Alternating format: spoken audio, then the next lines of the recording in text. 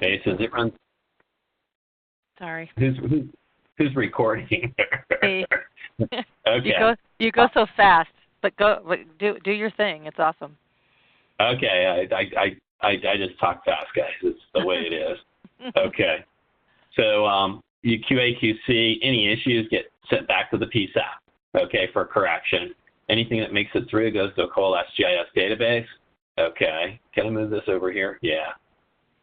And then, okay. And then, so that's kind of the transfer in the Coalesce and the QA/QC. Then it goes to live systems. You got your LVF, which is kind of your location validation function. You got your LDB, think landline and VoIP, okay, with location, okay. You got your ECRF for call routing. And last, you have your GeoMSAG, which is unique in that all these transactions automatically drive your MSAG and your alley changes so that everything's still in sync with your old system, because most of you are going to run concurrent systems for a while. So that's kind of how Next-Gen 911 works in a nutshell. And let me go back to, I need a third screen. Okay. And really, when you look at Next-Gen 911, okay, come on.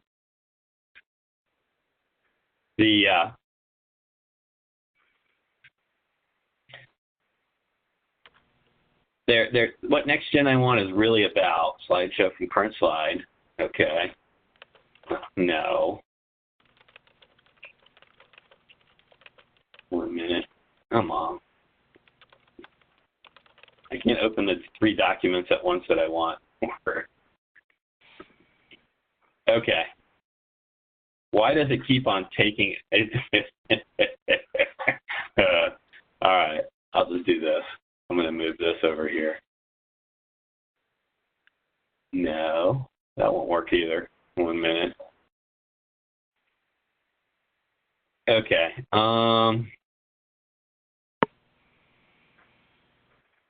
1 minute. Why can't I shrink this? I should be able to shrink this. There we go. That's what I wanted. All right, I'm almost there. Okay. So really what Next-Gen 911 is really about, okay, it's about 2 things. There's 2 ideas driving Next-Gen 911. First off, it's the ability to share GIS resources, okay? And actually GIS is going to become a key component. But really, it's also about the ability, and I don't have a good slide for this right now, somehow I need to show it, it's also about the ability to share call-taking resources, okay? Because GIS is really making call-taking regional, and it's making GIS data regional, and it's making routing regional, and it's going to make display services regional. Now all my ECCs are going to connect. What else would I need to share in Next-Gen? Just thinking about it. What other kinds of things would I want to be part of the process? Okay. Well, right now, Next-Gen 911 today, really the architecture itself stops when the call arrives at the PSAP almost. There's a few other things like EIDD for sharing incidents and other things, but for the most part, it stops there. Actually, what else do we do in the PSAP? Well, actually, we do incidents. Okay. We have first responders that go out and respond to incidents. We have dispatchers who dispatch them there. We have, if I could share these critical resources, okay, then I could also reduce my response time, reduce my cost, and improve responser safety. So how do we do this? How do we move the line so that we can do both? Okay. And the answer is that how we move the line is we go to Next-Gen, and there's Next-Gen. We talked about that, and we had 2 new components. Okay. So those 2 new components are, one of them we call spatial command and control.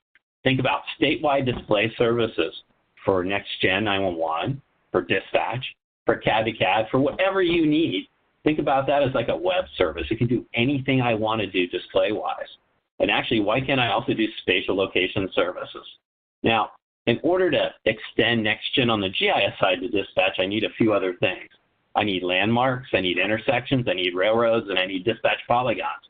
But if I'm going to do call taking on a regional basis, then why don't I also move to a spatial display on a regional basis and spatial location services on a regional basis?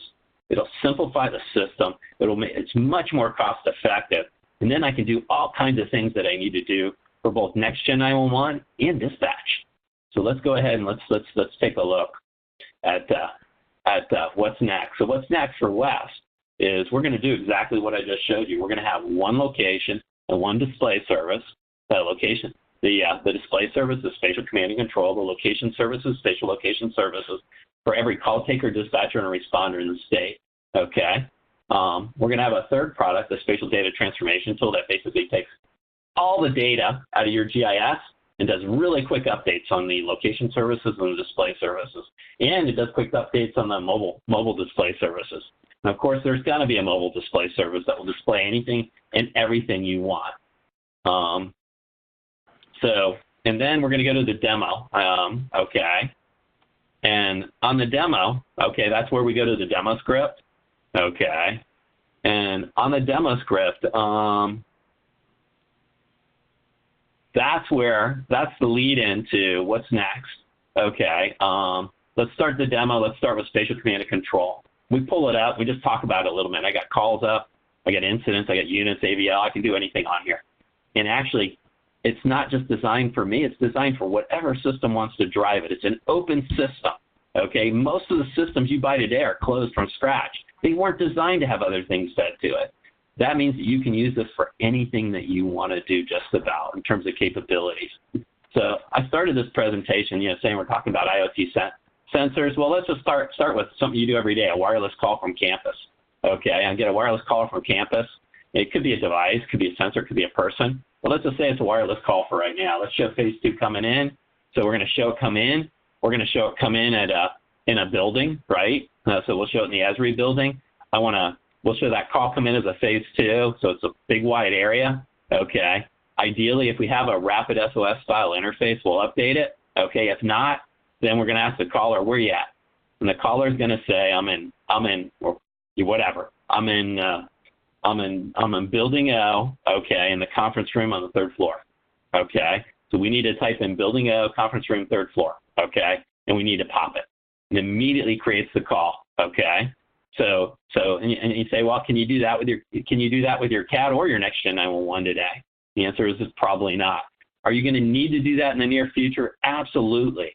IoT isn't going to be about addresses anymore. It's going to be about internal location. It's going to be about sensor values. It's going to be about processing quickly, okay?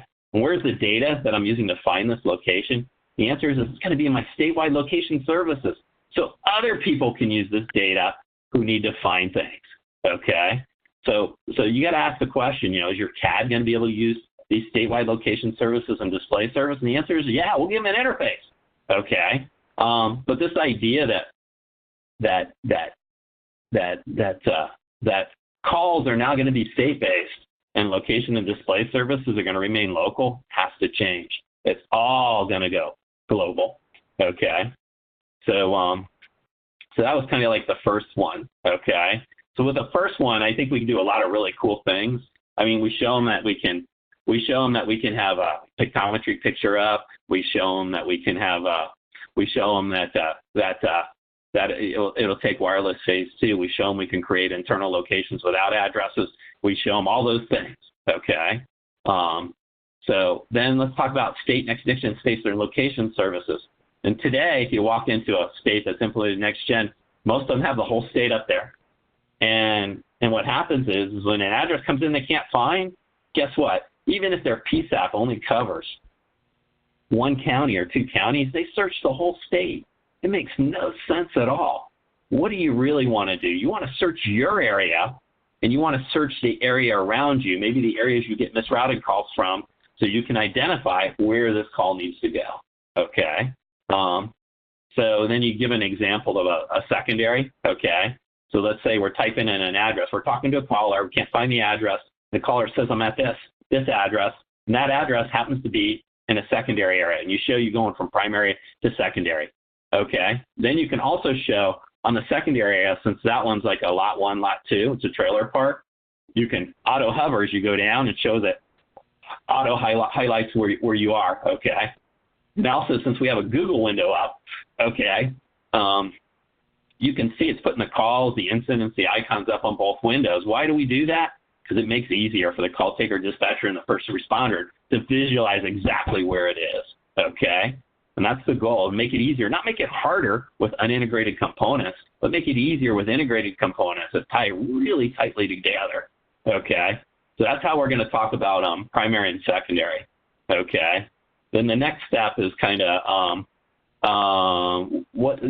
let's determine if what the caller is telling you is correct. Does it make sense? And once again, I want to show a street point where we only have a street point. We don't have an address point. So they tell us they're at an address that doesn't exist, okay? So the question is where are they really at? And this is like, if we could come up with a really good address that has like a landmark across from it, okay? So like a McDonald's or something, okay? And we ask them what's across the street, and they say McDonald's, okay? Then that would be a great show on how street points and address points in Google work together, okay, with their map, okay? Then you can talk about, the beauty of this solution is I can use my Google window for further validation because, I don't have a lot of good landmarks in my system today, okay? So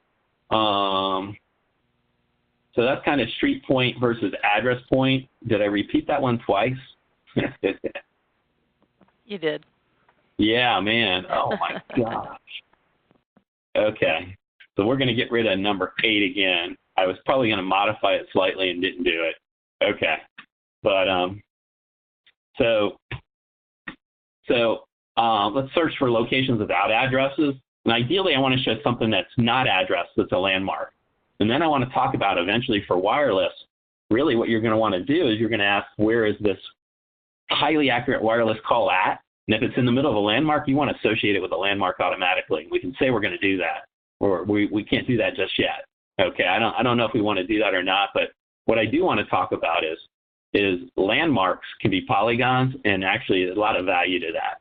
Okay, and then I'm going to say, well, now I told you could do anything you wanted with it. What if I want to do CAD? What if I want to send incident messages across?